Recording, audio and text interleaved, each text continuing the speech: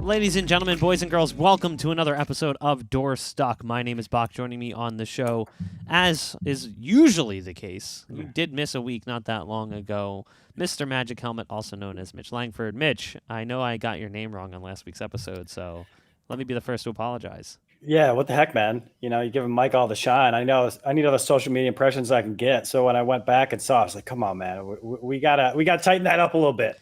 Hey, listen, you were still tagged in the social posts. You're just not on the video. Like, you're there, True. But you're not. So it sounded like Christian did his job, but you may not have. Yeah, just a little bit.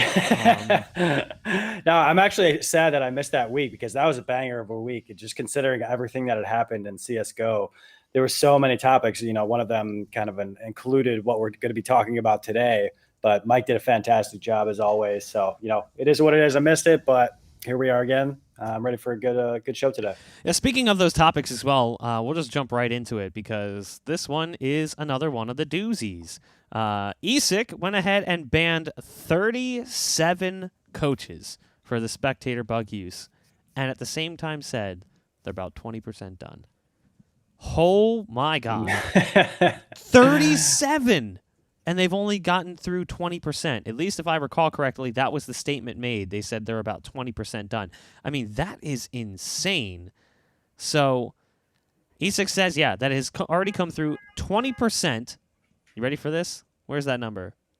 20% of the 99,650 demos that it has available for review. My God, that is a lot of work. Yeah, it's insane. And, you know, I can't remember the name of both of the guys that were working on this, but just the fact that they were able to go through that money and they had created some sort of script to go through as many as possible. It sounds like 99,000 is where the number's at. Like, that's insane. Number one, awesome job putting together that script, but just having the dedication to go through this. And it was my impression that they weren't getting paid for this. This is just them doing it for the community, which I think is fantastic. So applause for them. You know, just trying to ensure that there's integrity in all of the matches that, you know, happen with ESL and, you know, any other matches that a coach is involved with. So fantastic job to them. But yeah, there was just an insane amount of demos that went through, and the fact that there's 37 coaches that were caught up in this. And, you know, some of these names are somewhat prominent. You know, they're not, you know, guys on like Astralis or Liquid, but regardless, these are names that people should be familiar with. Mm-hmm. And it kind of worries me that some of these names were getting involved in some sort of cheating scandal. And I'm just wondering, since we're only 20% through, you know, what's going to happen in the other 80% when they go through them? Who others' names are going to pop up? Yeah, so the names of the people that are running the investigation, it's Michal Slavinsky and Steve Dudenhofer. Steve Dudenhofer, a developer at ESEA, former coworker of mine, and Michal is the former ESL head referee. I've worked with Michal multiple times in the past, both as a ref and actually mostly as an admin. Yeah, he was almost always, that was all he ever did. So, and he's done events like he did the last event that I went to when I was working with ESEA, which was IEM Chicago. And he had done events like that a couple times. I first met him back at the very first MDO Global Challenge back in 2016. I want to say that was in Poland at ESL Poland Studios in Katowice. Very, very knowledgeable admin, and Steve obviously a very strong developer and programmer. So he's very good at karaoke as well. Oh, fantastic! all around good guy. Fun to spend time with both of them outside the job. They have a very fun, like odd couple like relationship because Steve is kind of loud and boisterous when we're all hanging out, and Michal is much more reserved, and they like to poke fun at each other, and it becomes very enjoyable to be around them. But yeah, there was actually a GoFundMe set up for raising money just to give to them. I think it hit like $7,500. It wasn't a fortune, but it was a good chunk of change. And that was going to be split between the two of them. And Steve said, I'm a full-time employee of ESEA, therefore I'm an employee of ESL, so I don't feel comfortable taking this. My portion can get donated to charity or can go to Michal, which I thought was pretty awesome. Good guy, Steve. Yeah, that's great. Steve. So, looking at the list of coaches, we'll just go through it and read them all out. Twista, Castle, Dynamo.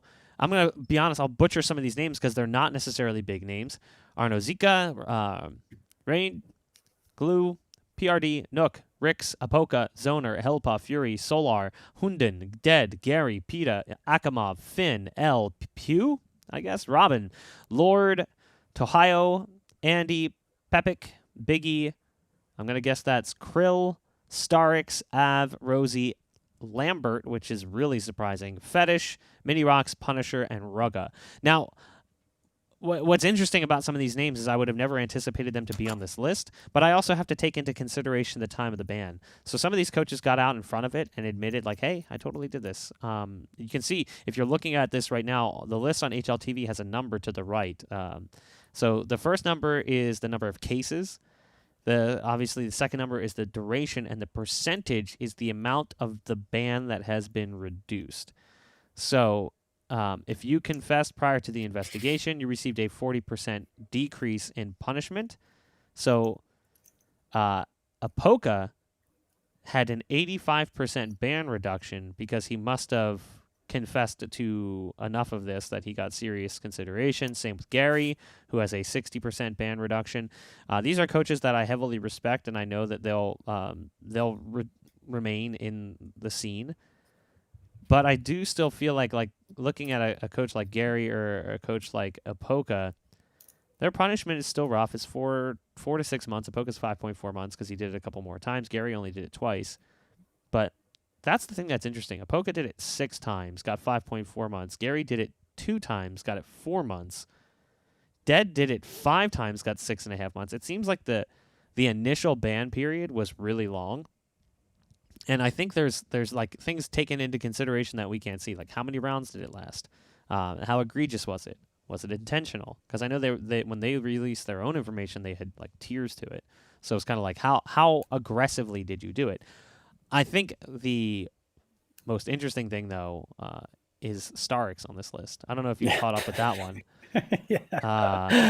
Starix calling people cheaters, literally saying that CSGO and Valve hid Flush's cheats from the community and let him continue competing because it was good for the scene's growth. And then denied that he had ever done anything like this. Then also got banned for 10 whole months. Yeah, and then came out afterwards and just said, I don't really have much to say about this, no big deal. It's so scummy. And if those are people that are watching that don't really know the Stark's name, he was a big name back in 1.6. He played with Markelov on one of the teams that was one of the best in the world. He was fantastic opper. I remember him and Markelov always being kind of like masterful at maneuvering the ladders on train and just thinking it was like art in some way because they did it so well. So he's a big name player, maybe not so much as he used to be, but certainly should be someone that you're familiar with. And if you're not, you should definitely check out his Twitter to kind of learn how he's handling this. But yeah, that's a big name, and the way he handled it was just absurd. Number one, publicly accusing Flusha, and it's not just him saying that he thinks Flusha cheats. He's saying, me and these other people think Flusha cheats. So that's a bad look. And then coming out and just saying, hey, I don't really have much to say about this. It just comes off as scummy. But just going down the rest of the list, Pitta, he was the coach for NIP. I don't know if he still is. I think he is, unless they got rid of him after this. kind of scandal came out. But Gary, you and I have met him on land. Great guy in person. I was really impressed with him when I met him. So it was sad to see his name pop up on this list, but it seems like he's been handling it very well, saying, hey, yes, I did this. And I'm responsible for the punishment. He's fine with that. He gets a 4-month punishment. Ded's another big name, coach of MIBR. Apoka, as you mentioned, he's a coach for INTZ. And there's a couple other interesting ones. Fetish, a name I haven't heard in I don't know how long, is on that list. He got a 3.75-month ban. And then Av, which is also another old school name from 1.6, who apparently turned into a coach. He's got a 6-month ban, although he only did it once. So that probably was pretty egregious on how he used it. So he must have actually, I don't know if they're able to tell if he communicated to his players that this was happening, or he just used it in a significant amount of rounds throughout one specific match. But there's some names on here I didn't expect to see. But I don't want to say there are some names I did expect to see. But yeah, it's interesting to see what names came out here. No real, top tier coaches like Astralis, Liquid, as I mentioned, and nobody from NA. Yet. That's fantastic. Yet. I think it's important to say yet. Yeah, that's I know a lot of people are coming out and being like, oh, we're champions of integrity. I'm like, well, there is an MDL match fixing scandal currently, and multiple NA players have been speculated to be involved. So I don't think we want to be the bastions of integrity quite yet. Yeah, and there's still 80% of the demos to go through. Yeah, exactly. So, I mean, there's a lot. I think a large portion of the time they spent thus far was not actually going through the demos, but was actually compiling them all, figuring out where those where things may have occurred, and trying to go from there. It's a long road. This took them a month to get to this point. This was 4 weeks, if I'm not mistaken, because I know that because I think it was the day before the MDL or the days after the MDL match fixing scandal that they announced this. So it took them about a month. And we still don't have any information, by the way, on that match fixing scandal. They were supposed to come out yesterday, or the thing was supposed to conclude in 4 weeks. It's been 4 weeks since the tweet. So I guess we'll see what ESIC's got to say about that. Now, looking at this too, though, there's something interesting. Multiple coaches are coming out and saying, like, honestly, I think this is unfair. I didn't ask for this bug. I didn't intentionally exploit it. I connected to the server, and it happened to me. And some of those coaches didn't use it, like Gary. Why should Gary be punished for a bug that exists in the game that he did not exploit? Yeah, and that doesn't bother me. I would like to be able to go in and see the specific video that has been referenced when saying these coaches took advantage of the bug. Because if you're in game and it pops up, like, you aren't the person creating this bug. You are the person that's making this pop up. There's no toggle for it. I think it just happens. And it sounds like Gary basically notified whoever was the admin of the match saying, hey, I have this bug, can you please fix it? Like, he did what he was supposed to do from what I can tell without having, further detail. But, if that pops up on you, what are you supposed to do? Just immediately unplug your computer and then run to the admin? It's kind of a tough situation, but at the same time, there is a good way to handle it, and there are bad ways, and it's got to be different from how one coach handled it to the other. So I empathize with coaches that didn't exploit it but had it happen to them, because I understand the online environment is go go go go go. A coach is almost always the first player to connect to a server. That's usually when this happens, is when they're the first player to connect to a server. And the reason is because the coach is the most responsible person on the team. The coach also has the least amount to do before a game starts. Players are warming up. Players are doing all this stuff. He's handling vetoes and bans if they even do them. And then he'll go in and try to get the team to connect shortly after. So it's a responsible coach that has this happen to them, which means the same responsible coaches can get hit with this ban, one of whom is Robin. Robin is the coach for FaZe, and he's pissed. He says, I feel like this is unfair, because when it happened to me the first time, my reaction was, well, I reconnected, still didn't fix. I waited for the match to start when LO3 hit, thinking the restart would fix it, still didn't fix, so I muted my mic and told my team I didn't say anything. They lost 16-1, so it's hard to believe that in any way, shape, or form he utilized the information he was able to gather, because they would have at least been able to win more than one round.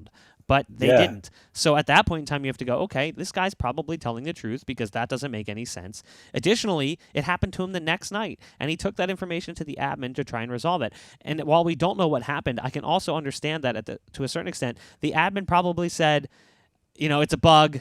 We can't fix it. Just play it out. Because ultimately, for an admin, the responsibility is get through the game with as little time, with as little problems as possible, so that we can stay on schedule. So the admins would be telling the coaches, we just got to go, We'll figure it out. Try disconnecting. At the time, we also didn't know, hey, is there an actual fix? We still don't know if there's an actual fix. Some people just say, oh, reconnecting fixes it, but according to Robin, that's not the case, or maybe it wasn't at the time. So why should those coaches be punished the same way as like the coach for Hard Legion, who explicitly utilized it to cheat and honestly should have just been given like a 5-year ban, because at that point, like, you're a scummer and you don't belong in the scene anymore. So I don't know. I think that the way that this is being handled, I understand it, because they can't review every single case. If this ends up hitting like 300 coaches by the time it's done, let's see, we're 20% and we have 37 coaches banned. So at this rate, we're likely to hit over 120. What would the math be on that? Let's see, 37, 64. What it would be, or 74, so it'd be almost 150 coaches. 150, 185. That's crazy to me.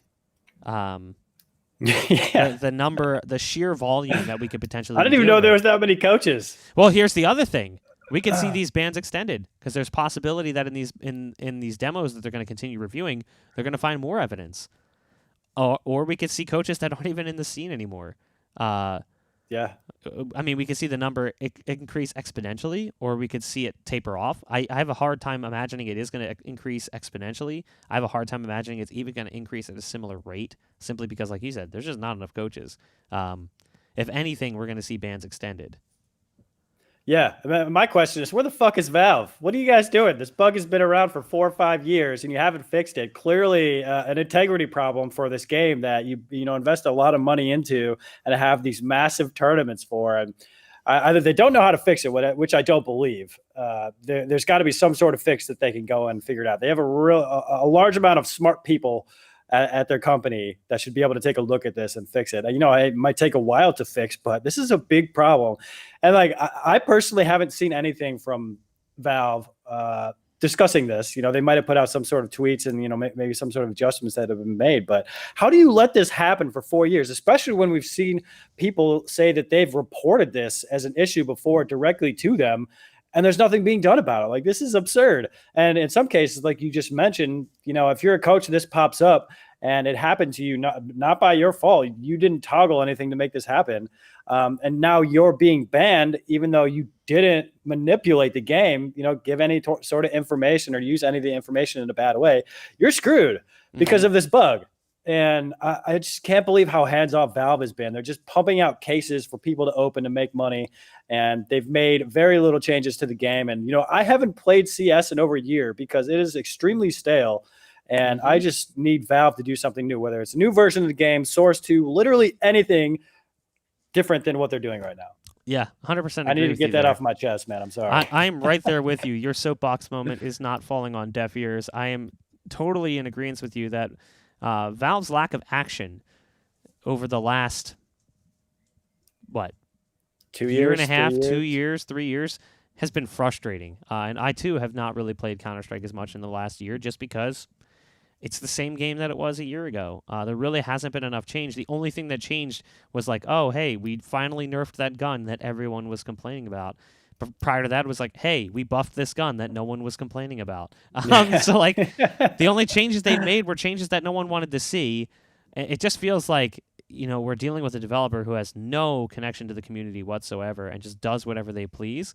And then they're like, all right, good work, guys. See you again in 18 months. It's really enjoy the frustrating. cases in between now and then. Yeah. So that is just going to be how things wrap up for the day, though. There really isn't much more to talk about because right now we're waiting on more information to come out before we can kind of speak about it. We don't know what's going on with the MDL match fixing scandal. Obviously, there has been some clips that have been running around on social media, but here's the truth. I would rather not say anything than say something and be wrong. I don't want to implicate a player or indicate that somebody was involved in a match-fixing scandal and then end up being the one that's wrong. It's not worth like the hot take or the story or the views or anything like that. It just isn't. I don't want to damage someone's career or honestly make myself look like a jackass. It's not really in my interest. Mitch, you have anything to say before we go ahead and throw things to a close? No, hope everybody has a great weekend, and we'll see you next week, boys and girls. Yes, we will. And girls, yeah, you got to get that in there, too. The ladies are watching for you, Mitch. Come on now. Yeah, exactly. I mean, that's my purpose, right? You're the eye candy. Yes. Thank you guys for watching. If you want, you can follow us on social media. You can follow me at Bach_TV, or you can follow Mitch at MagicHelmet TV. You can also follow Nerd Street Gamers at NERDST Gamers on all relevant social media, as well as finding the show on Twitch, Facebook, YouTube, MySpace. I think Trovo, LiveJournal. No, I'm just kidding. But you can find us on Twitch, YouTube, and Facebook, NERDST Gamers in all locations. Like, follow, subscribe, whatever the pertinent information or the pertinent action would be. Guys, thank you so much for watching, and we'll see you next Friday.